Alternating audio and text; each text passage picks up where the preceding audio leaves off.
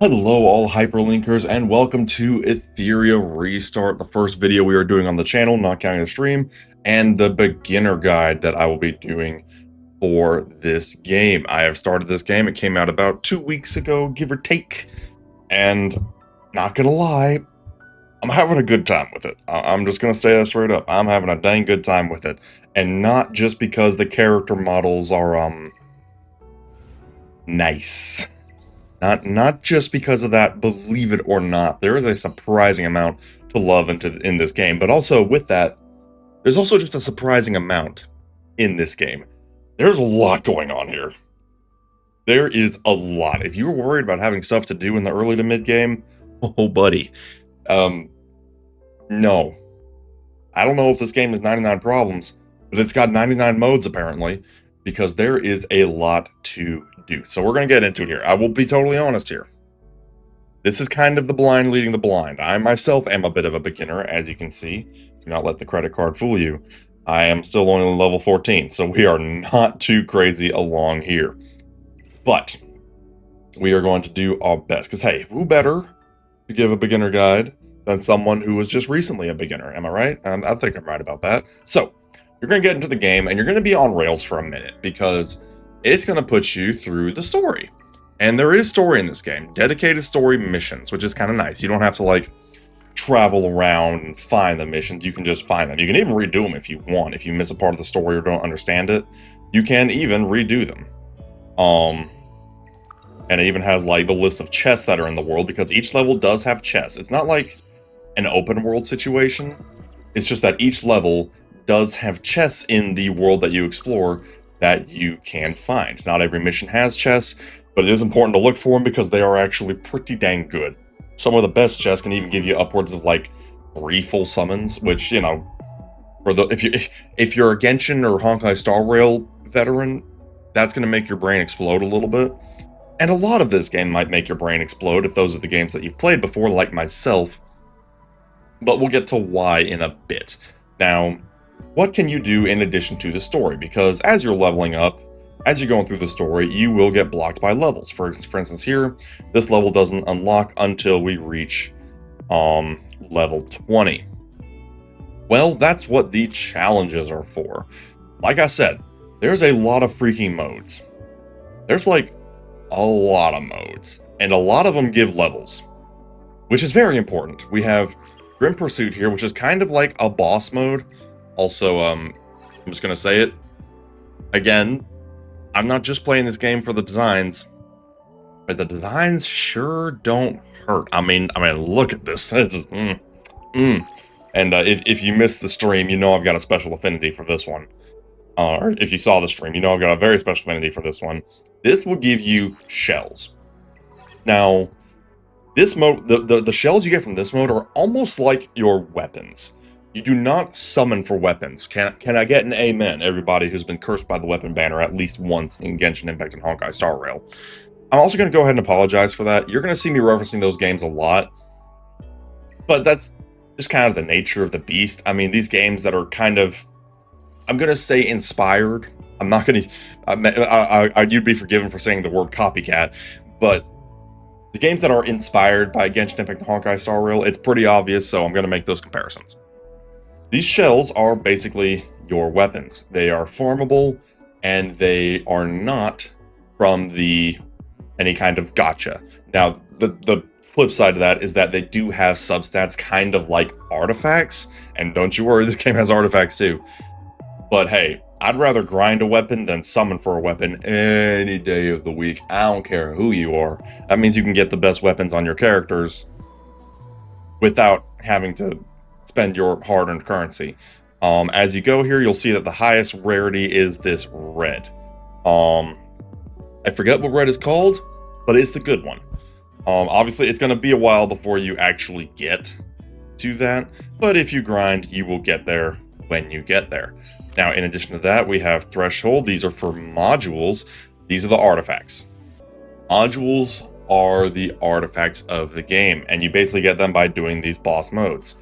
And it cranks up pretty aggressively in a hurry, with the top being the red, and then if you'll notice here, they've got different kind of settings, for lack of a better word. I'm not sure what the terminology would be, but you'll notice they have like 2 of these little onslaught tokens, symbols, I suppose we can call them. But the best ones have 3. If I'm not mistaken, what this will do is the more of these you have on your modules, the higher you get. So you want to be able to get up to like 4 of these little symbols, then 8 of these little symbols, and 12 of these little symbols, so that you can get your full set bonus. Now, you can use 6 modules on a character. So in theory, if you get 3 on every single one, you could get 4 and then get a little mini bonus from another set, in theory. Assuming I'm translating this correctly, and that is a big assumption on my part. But the simple fact of the matter is, modules are your artifacts. Just to keep things in the beginner realm, modules are your artifacts. Don't go too crazy until you start seeing red. After that, we have investigations. This is just going to be like getting your XP for actually leveling up your characters. In this case, the animuses. I think it's pronounced animuse. I very well could be wrong. But this will give you the items to level up your characters. Very important. And then if we go to the GP outpost here, in addition to giving some rather tasty first time drops, the imprints, I believe they're called, these will be used to level up your character's skills, and you're going to need a lot of them because skills can be leveled up quite a bit. It takes a lot to get a skill from level 1 to level 2. You're going to need these. You're going to be farming these very, very often, so you're going to need to get comfy with this mode sooner rather than later. Now, if we do go down here, these are kind of the trial modes. What this will do is you basically just battle these characters, and you will get rewards based on what you complete. You can get free summons. You can get summons for the permanent summons or the limited summons, and you can get other very valuable materials, including rare modules and avatar frames, which is always fun. Give yourself a little bit of drip. I am currently dripless. I am running with just the basic avatar model right there, because this character just ain't doing it for me. But we'll get there when we get there. We will get there when we get there. So basically, this is just something that you can push as your characters are getting leveled up, because the more you push, you're going to get some nice loot. You'll even see there's some, okay, outstanding is what it's called. There's some red, I'm just going to call it red. There's some red modules through there. Very nice loot, all that jazz. Now, if we go back on out here, there's a few other buttons you got to keep track of. First of all is quests. This is where your daily and your weekly quests are hiding. It took me a minute to find them. I'm not going to deny that truth. Your daily quests take a minute. I'm not going to lie. They do take a minute, but they're pretty generous. I'm not going to lie. They are pretty good, especially in the context of this game, where summons are dramatically cheaper than you would see in other games like Genshin Impact or Honkai Star Rail. So this will be your dailies, and then this is your weeklies. You can kind of see, based on the mission points, 12 is the maximum on both of these. Once you hit 12, you have received the maximum number of rewards. To get those points, you can do any number of these challenges. Most of them are actually pretty simple, because what you can do is, when you're in your challenges, a lot of this stuff, you can auto it. So depending on your star level, you can do auto battles, and you can even back out and it'll run in the background without you even having to keep an eye on it. At 1-star level, you can auto battle it 5 times. At 2-star levels, you can auto battle it 8 times. And then at 3-star levels, you can auto battle it 10 times. Not only giving you a lot of loot, but making those dailies very nice and hands-off while you get your loot and your XP. Now, the next thing you want to keep track of are your events. There are some surprisingly tasty events hidden in here. The ones that you really want to keep track of are the limited ones. Right now we have Chaku Ring's Adventure here, where basically it's a fun little minigame where you just do a dice roll and you get some free loot. In this particular case, you can get these Adventure Road Chaku medals, as well as you can get gems. You can get the summoning discs here. And then on top of that, once you do get your currency, you go to the shop and you can actually use it again on very, very important Hydra crystals, gems. I call them gems, crystals, and the prototype discs. Very, very important. Do not sleep on these events because they are pretty short. They usually last like a week tops, which is pretty standard. But don't sleep on them bad boys. We also do have the daily check-in events going on. This is pretty old hat for people who have played games like this before. But there is also the commissions here. Now, this is thankfully a permanent mode. And if you go to the event here, you're going to see lots of quests. Day 1, Day 2, Day 3, Day 4, Day 5, Day 6, and Day 7. As you can see, I am currently on Day 4. This serves two purposes. One, it gives you loot, which is, really freaking good. But it also serves as a little bit of a lightning rod for your progress, where you can be like, okay, I'm on Day 2. I should start thinking about upgrading my skills or defeating this boss that I haven't beaten yet. And then you kind of go from there.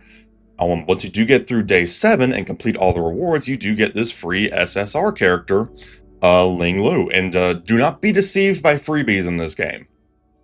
They're freaking good. You do get a Lian earlier in the game, and she's a pretty reliable DPS. And Ling Lu over here is a freaking awesome sustain character. I will talk about characters more in depth in the future, but for now, all you gotta know is that freebie does not mean bad in this game, and that is nice. Now, once you do get through Phase 1, you go to Phase 2, where there will be more missions. They're not visible yet. Once you complete those missions, you do get this cool little red quantum prototype that will actually guarantee you an SSR. And just for those who are confused by terminology, SSR is like your 5-star character, SR is like your 4-star characters. Now, stars can be leveled up on characters, but as far as like quality and stats, when you see SSR, just know that's your 5-star character. Now, if we back out of that, we're now going to go to the Hyperlink Charter. This is more challenges, or more missions, not to be confused with the previous missions. Where, again, it's kind of like achievements, but not achievements, because there's a whole separate thing for achievements.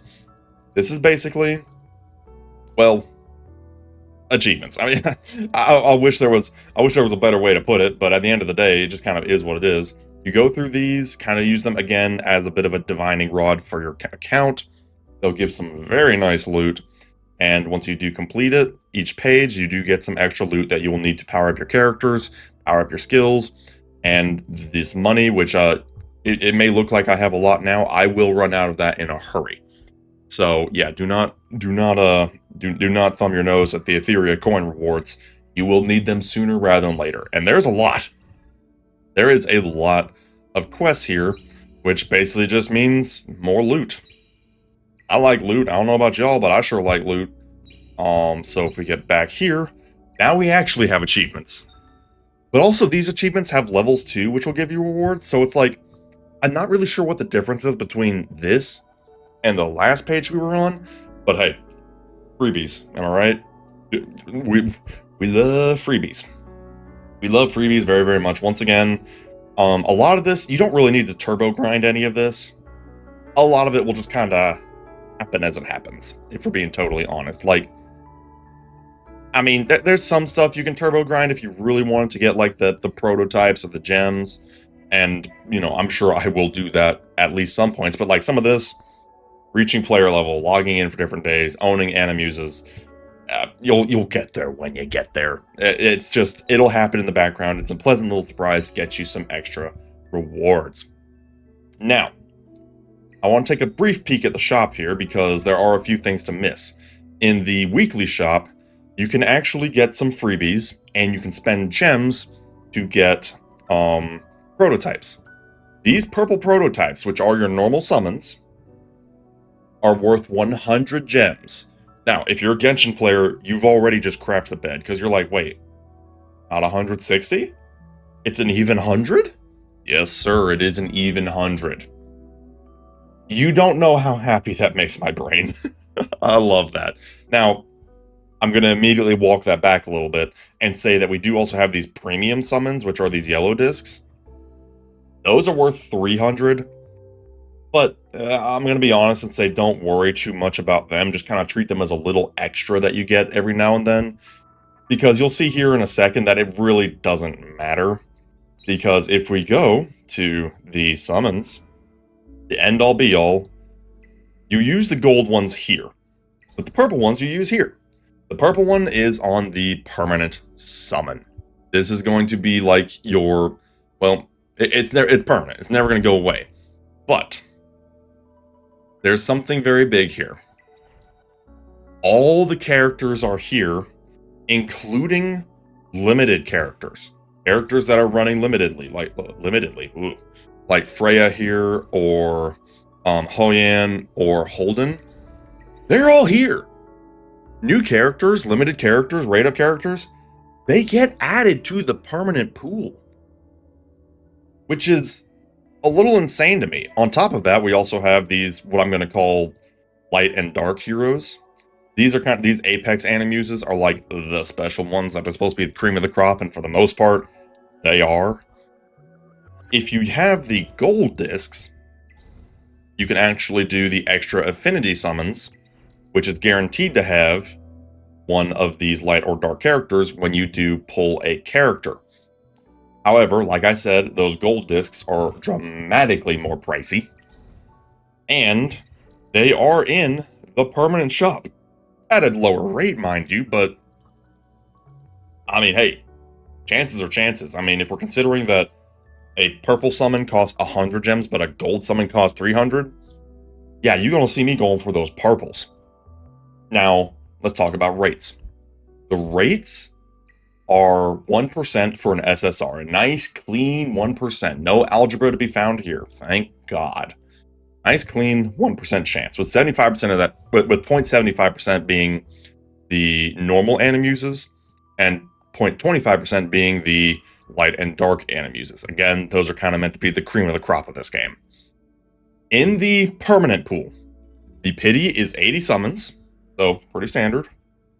And they do start hitting soft pity at 50. So this does have a soft pity, and you're going to notice I'm emphasizing that because that's not a uniform rule. Once again, if we go to the extra affinity, this also has a 1% chance with a 50 soft pity. Now, here's the kicker. If we go to the limiteds, they are a guaranteed chance to pull the limited unit, the limited SSR, which is great, but there's a problem. There is no soft pity. You are raw dogging it all the way up to 80 unless you get lucky. And statistically speaking, it's a 1% chance. Statistically speaking, you're not going to see that character until 80. Now, that's not discounting for luck. Things happen. You can get characters early. But statistically speaking, you can plan to go all the way up to 80 before you see the limited character. Now, at least you don't have a 50-50. Praise God. You don't have a 50-50 to get your anime waifu here. So if you are just desperate for Freya and you've got 80 summons, go for it. But honestly, general wisdom seems to be, rather hilariously, don't do the limiteds.